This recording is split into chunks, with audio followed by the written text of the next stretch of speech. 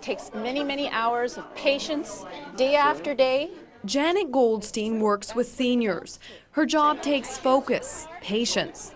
Before working here, she lost 6 jobs until she realized she had attention deficit disorder. There are times when your thought processes are so jumbled. Where did those guys from maintenance go? She had all the symptoms, a weak short-term memory, and problems with attention. It is severe, it is constant, and it is incapacitating.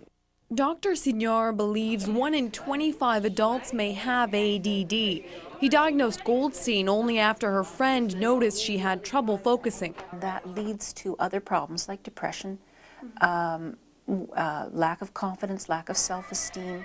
People with ADD are at the mercy of their environment. So, for example, if the radio's on, they can't help but be distracted.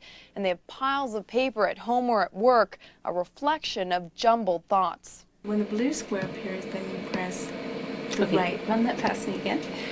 Goldstein learned coping skills at the Royal Victoria Psychology Department. Many people come to me and they're in a desperate phase almost because they're fed up with the way that things have been going.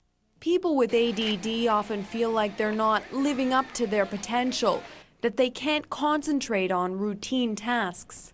If the task is boring, they can't do it. If it's engaging, they have no control sometimes over their being captivated by it.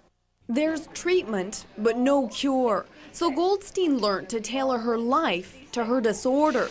She has several part-time jobs to keep her interest, and she's ready to take medication if her symptoms get worse. Now that I do know, I'm able to work around it, and I really make a concerted effort to resolve issues and to know what my limitations are. And that's a very big help, big relief. Yeah. She's also the leader of an ADD support group to help others find a voice for their frustration. Janine Phillips, Global News, Montreal.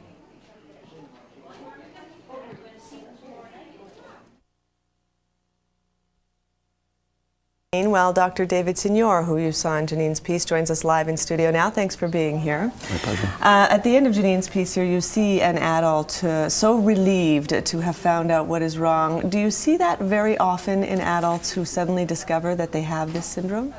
Absolutely, particularly later in life. If we have people coming to us, for example, in middle age, and they've struggled all their lives, they felt that they never lived up to their potential, and now they have an explanation for this lifelong struggle. It can be very, very rewarding to watch them realize this. What are the symptoms? Because I was telling you, I was reading the list here, and you can always find yourself in some of the symptoms and say, oh my goodness, I might have this. Let's clearly tell the people so they're all not saying, do I have this? What are the exact symptoms for it? Well, there's a cluster of symptoms. First of all, the key is attention, inattention, distractibility. Along with that comes disorganization, problems remembering things, going to the store, remembering to bring things back, forgetting rather to bring things back. A sort of an emotional reactivity, flying off the handle at the slightest sort of word or slight. It's really important to emphasize that these symptoms have to have persisted throughout life. If people come to us and they say, well, the past couple of years I've been under a lot of stress and I've experienced these symptoms, this is not the case. It has to be a lifelong pattern, severe, and of a quality that really makes it difficult to function. Now, there are children who are not diagnosed with ADD, for example, who may in their adult life discover that they have it, though. In fact, we're particularly concerned about this group because if they're sitting in class and they're tuned out, they don't have the hyperactive part, more the inattentive part. The teachers don't notice it, the parents don't notice it, and it's very unfortunate because they get missed, whereas the more rambunctious kids who are hyperactive get diagnosed. We talk a lot about Ritalin. We've done interviews on the subject here on this show, and this is the drug of choice, they say, for children who are diagnosed with this. Is it the same drug that you use for adults? It is. There are really two drugs, Ritalin and another medication, but it is the same. We start with Ritalin as a first line of attack.